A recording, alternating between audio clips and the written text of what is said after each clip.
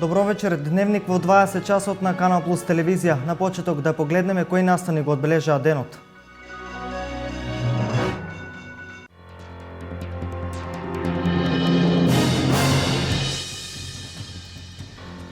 Во општина Карбенци се реализира програмата за патно пообразување на повеќе села. Градоначалникот вели дека асфалтирањето се одвива континуирано и според изготвен приоритет.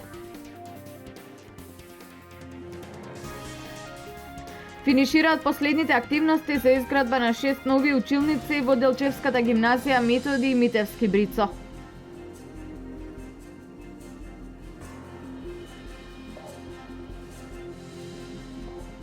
Се помал е бројот на оние семејства кои може да си дозволат еднонеделен одмор надвор од државата. Парите одат за сметки, велат краѓаните.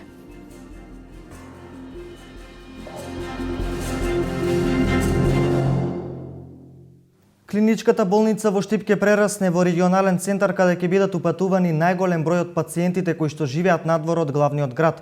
Ова денес го изјави министерот за здравство Никола Тодоров. Примената на оваа практика почнуваме од клиничката болница во Штип.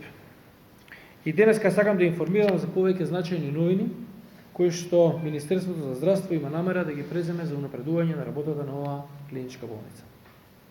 Оваа јавна здравствена установа се грижи за здравјето на повеќе од 250.000 граѓани кои што живеат во источниот дел на Република Македонија. Врз основа на извршената анализа на податоците од системот Мој термин ги утврдивме специјалностите за кои најмногу се упатува на лекување во Скопје од областа на терцијарната здравствена заштита, а се специјалности или се диагнози за кои што е возможно да се работи на обезбедување на таа услуга на ниво на клиничка болница или на ниво на општа болница. Од анализата на податоците утврдивме дека од источниот регион, од болниците во Штип, Струмица и Кочане, во изминативе 6 месеци се креирани вкупно околу 2000 упати кон скопските клиники и градската општа болница, а од целиот регион, Пробиштип, Радовиш, Берово, Виница, Делчевски, Николе, Кочани и Струмица, зборам на ниво на здравствени домови, дополнителни 232 упати. Прво со цел унапредување на работата на одделението за неврологија во клиничката болница во Штип, ќе набавиме нов ЕЕГ апарат и нов апарат за ЕМГ. На овој начин ќе овозможиме здравствената услуга пациентите да добијат во сопственото место на живење. Втората мерка која ќе ја преземе е унапредување на дигестивната хирургија и областа на гастроентерохепатологија во Штипската болница. Исто така сакам да информирам дека во оваа јавна здравствена установа, мислам на клиничката болница во Штип, ќе работиме на зајакнување на ехокардиографијата за дијагностицирање на срцеви заболувања. На крајот сакам да објавам уште една значајна новина, тоа е поведувањето на градна хирургија во клиничката болница во Штип, нешто што досега таму недостасуваше. За оваа значајна специјалност имаме предвидено план кој што е во две фази, тоа едниот е краткорочно решение, другото е долгорочно решение. Ова се повеќе значајни мерки кои што денеска ги најавивме, со чие спроведување веќе почнавме интензивно да работиме. Тие ќе овозможат двоен бенефит. Од една страна за пациентите кои повеќе здравствени услуги ги добиваат поблиску до местото на живење и нема да трошат дополнителни финансиски средства и време за патување од Скопје, а од друга страна значајен е бенефитот за клиниките од Скопје, со кои што очекуваме растаретување на бројот на пациенти, а со тоа и намалување на гужвите во скопските клиники. Во општина Карбинци се реализира програмата за патно поврзување на повеќе села, но не помалку се работи и на средување на калливите улици во повеќе населени места. Градоначалникот вели дека асфалтирањето се одвива континуирано и според изготвен приоритет. Во општина Карбинци се реализира програмата за патно поврзување на повеќе села, но не помалку се работи и на средување на калливите улици во повеќе населени места. За жителите ова е добра вест, бидејќи до пред неколку години повеќе села во оваа општина беа одсечени од светот. Градоначалникот вели дека асфалтирањето се одвива континуирано и според изготвен приоритет. Се ги санираме црните патчиња, односно тие макадам патчиња што ги викаат, до сега се санирани до село Габер, до село Курфолија, денеска го завршивме село Карбинци и село Козјак, продолжуваме за Долно и Горно Трогерци да санираме, колку што можеме, нели, земениот пат, потоа ќе се вратиме во Кипеклија, Ебеплија, Парналија и Калузлија. Сепак подвиг за оваа локална власт ќе биде доколку успее во овој мандат да отпочне со реализација на патното поврзување меѓу Карбинци и Зрновци. Со изградбата на патиштата во голема мерка ќе им се олесни животот на тамошните жители и истовремено ќе се обезбеди полесна и побезбедна комуникација со соседните општински центри. Во Средното општинско училиште Методи Митевски Брицов во Делчево финишираат последните активности за изградба на 6 нови училници, кои се градат во рамки на меѓуграничниот проект за социјална кохезија помеѓу Делчевската гимназија и училиштето Кузман Шапкар од Благоевград, Република Бугарија. Во Делчевската гимназија Методи Митевски Брицов финишираат градежните активности за изградба на 6 нови училници, кои се градат во рамки на меѓуграничниот проект за социјална кохезија помеѓу Делчевската гимназија и училиштето Кузман Шапкарев од Благоевград, Република Бугарија. Надворешниот и внатрешниот дел на училниците речиси во целост е завршен, а во текот на летниот период ќе биде поставен и неопходниот технички инвентар кој што ќе биде наменет за училишните клубови кои што ќе бидат формирани. Во летниот период, јули-август, е предвидено целосно да бидат опремени со школски клупи, со столчиња и со сите оние потребни материјали како што се односно електронска табла ќе добиеме за смарт табла за интерактивна настава во нашето училиште, ќе добиеме LCD, 2 LCD проектори и ќе добиеме 15 компјутери кои што ќе има возможност на сите ученици кои што ќе се запишат во нашето училиште да имаат и за тие веќе што се во нашето училиште да имаат поинтересна, односно поквалитетна настава. По целосното опремување на овие училници, училиштето од септември стартува со едносменско работење. Со завршувањето комплетно на овие 6 училници, ние имаме услови од 1 септември во нашето училиште наставата да се одвива во една смена, бидејќи до сега наставата се одвиваше во 2 смени, а од 1 септември наставата ќе се одвива во една смена. Инаку изградбата на 6 нови училници ќе значи и нова можност за учениците кои што поседуваат екстра таленти. Тие заедно со своите врсници од Благоевград ќе работат на проекти чија примарна цел ќе биде токму социјалната кохезија помеѓу двете училишта. Министерството за економија објави јавен повик за избор на најдобри бизнис идеи под мотото "Биди перспективен, започни свој бизнис". Право на учество имаат студенти и млади предприемачи на возраст од 18 до 30 години. Согласно програмата за конкурентност, иновации и предприемништво за 2015, Министерството за економија објави јавен повик за избор на најдобри бизнис планови под мотото "Биди перспективен, започни свој бизнис". Проектот се реализира во соработка со Агенцијата за поддршка на предприемништво и Министерството за образование и наука. Право на учество имаат студенти и млади предприемачи на возраст од 18 до 30 години. Секој учесник на надпреварот за најдобри планови за почнување на бизнис има право да аплицира само со еден план, со кој истовремено може да учествуваат најмалку 4 лица. Апликациите може да се поднесат на македонски јазик или албански. Форумот Лидерфест 2015, што вчера започна во Делчево, денеска продолжува со реализација на дводневната програма во Пехчево и Берово. Иницијативата за одржување на Лидерфест 2015 е поддржана од проектот на УСАИД за адаптација на земјоделството кон климатските промени и од мрежата за рурален развој на Република Македонија. И локални акциони групи од Македонија да станат дел од големата Лидер програма која овозможува искористување на европските фондови. Беше главната цел на првиот Лидер фестивал кој во претходните 3 дена се одржа во Делчево. На форумската сесија учествуваа 4 локални акциони групи од Пелагонискиот, Струмичкиот и Пијанечко-Малешевскиот регион, кои ги доби инструкциите од чешките представници. Главната цел беше да се вмрежат локалните акциони групи и да се воспостави билатерална соработка, преку која локалните акциони групи од Чешка ќе го представат искуството кој го имаат 10 години со аплицирање на проекти во интерес на руралните средини.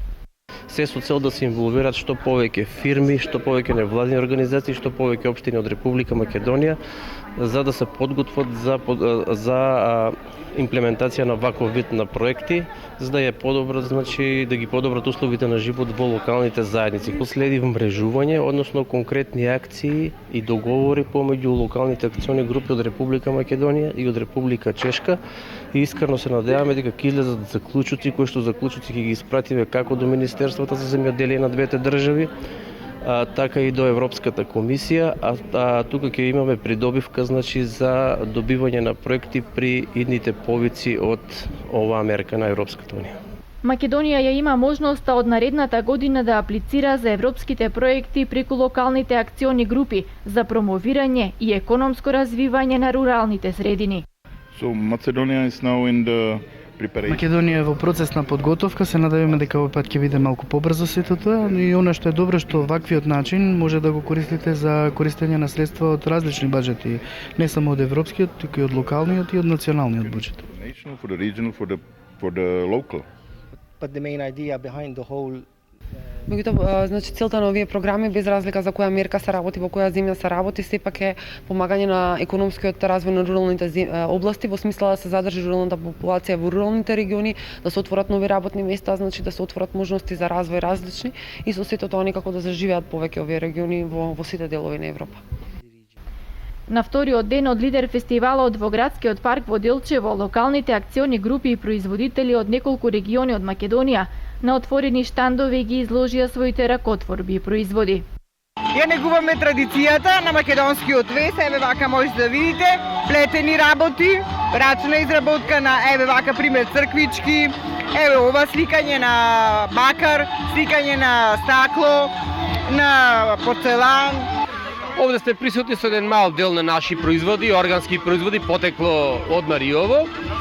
Благодариме на домаќиниве што не поканија на овој прв фестивал на лагови во Република Македонија. Се надевам дека следниве години ќе прераснат во традиција овој фестивал. Првиот лидер фестивал воопшто во Македонија, кој се одржа во Делчево, беше во организација на Делчевскиот центар за застапување, со поддршка на општина Делчево и УСАИД. Се поратки се оние семејства кои може да си дозволат еднонеделен одмор надвор од државата, покажуваат податоците на Државниот завод за статистика. Помалку пари даваме за храна, повеќе за комунали, се жалат граѓаните. Само околу 1/3 домаќинства во земјава имаат доволно пари да си дозволат еднонеделен одмор во текот на годината, а само 4% да го заменат мебелот во станот, покажуваат резултатите од анкетата на Државниот завод за статистика. Граѓаните со јасен став дека поголемиот дел од семејниот буџет се троши на комунали и основните прехранбени производи, а ретко доаѓа ред за обновување на гардеробата. Ја мислам дека повеќе пари даваме за комунали отколку за храна.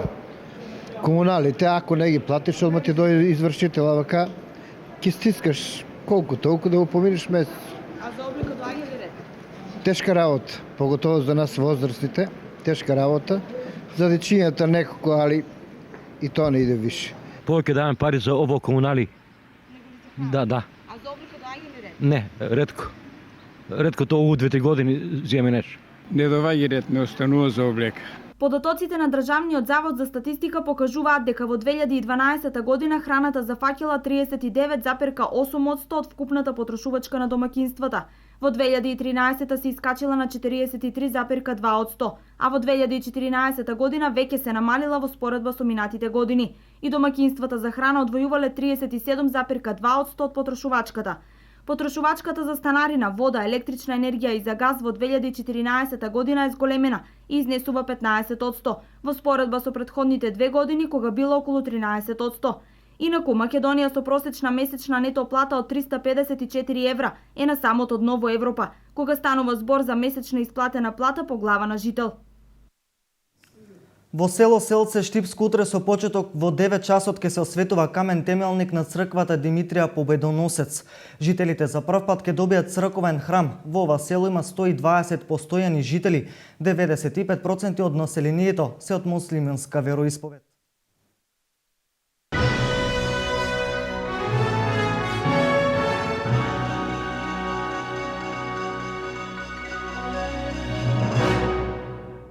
Како дел од програмата на Штипското културно лето, вчера во уметничката галерија Безистен имаше изложба на акварели на Иван Сулев, а театарска група на Основното училиште Славојко Арсов на сцената Дом на млади се представија со необична представа насловена "И девојчињата играат фудбал". Во рамките на програмата за Штипско културно лето 2015, синоќа во ист термин со почеток во 20 часот беа реализирани два настана. Едниот во уметничката галерија Безистен, а вториот на сцената на Дом на млади. Првиот настан се однесува на изложба на слики на уметникот Иван Сулев, кој истакна дека ова му е 20-та поред изложба и тоа трета тематска на која се изложени акварели. Ланска година во Кавадарци имав за културно кавадарска есен. Тамо после во Домот на културата во Штип само еден дел. А тука сум заставен со 140 акварели. На сцената на Дом на млади ученици од Општинското основно училиште Славојко Арсов ја одиграа представата "И девојчињата играат фудбал". Станува збор за проект кој е финансиран од владата на Република Македонија за популаризација на театарот кај младата популација. Представата е реализирана со професорите по македонски јазик и литература од Општинското основно училиште Славојко Арсов и режисерот Никола Ристов. Сето тоа испадна една убава представа која што навистина децата знаеа, умееа да ни ја прикажат во едно убаво светло и сите вака да уживаме во неа.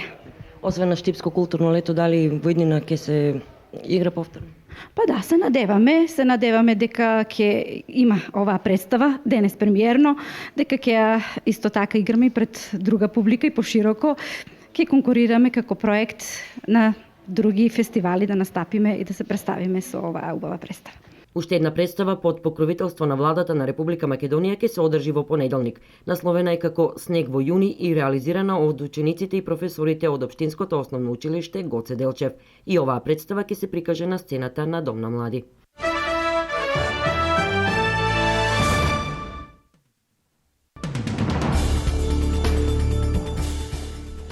Рускиот председател Владимир Путин оцени синоќа дека Западот не успел во намерата да го подели руското општество со воведување економски санкции. Во говорот на состанокот на председателскиот совет за безбедност, Путин рече дека Западот сака да ја казни Русија за незиниот независен курс. Путин истакна дека одлуките на Европската унија да ги продолжи санкциите кон Русија до јануари едната година и американските предупредувања за нови мерки се сигнал дека не треба да се очекува од геополитичките противници во догледно време да го ревидираат својот став. Бројот на жртвите од бродоломот кај Филипините е најмалку 59 лица. Фериботот Нирвана се преврте во четвртокот на 200 метри од пристаништето на градот Ормок, 20 минути по заминувањето.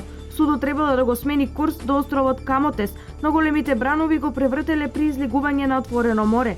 Според податоците на крайбрежната стража, новите тела на загинатите беа пронајдени откако потонатиот ферибот бил изваден.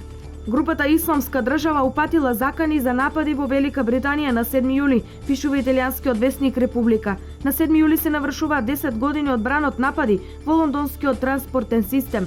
На тој датум во 2005 година, четворица британски државјани од пакистанско потекло се разнесува во метрото и во автобус на градскиот транспорт во Лондон. Одговорноста за тогашниот напад ја презеде Ал-Каеда.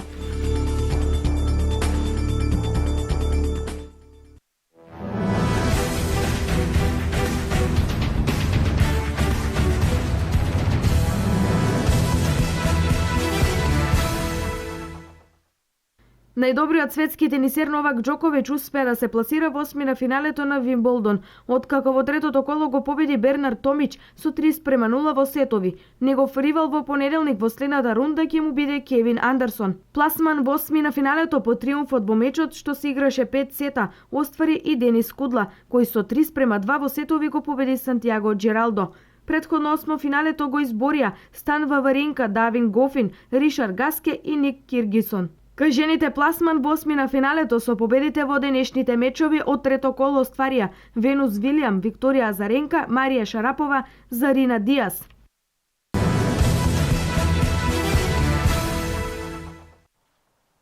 Перо Антич официјално потпиша 2-годишен договор со можност истиот да биде продолжен за уште една сезона во турски Фенербахче. Освојувањето на титулата во домашниот шампионат и атак за пехарот во Евролигата се целите на Антич. Крилниот центар во Истанбул беше представен како голема звезда, играч кој доаѓа од НБА лигата и кој во својата биографија има 2 триумфа во најсилното клупско надпреварување во Европа со грчки Олимпијакос во 2012 и во 2013 година. Антич имаше договор со Атланта Хокс, кој официјално заврши пред 2 дена, пошто не чекаше многу за да најде нова средина.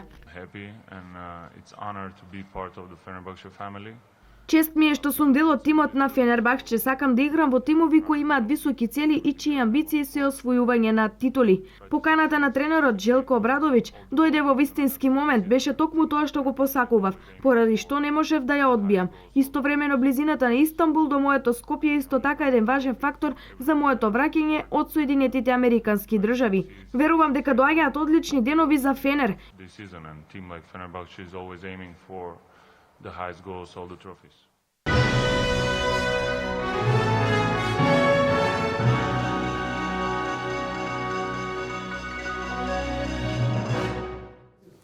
Ова е се во дневникот на Канал Плюс. Ви благодарам на вниманието. Останете со нашата програма.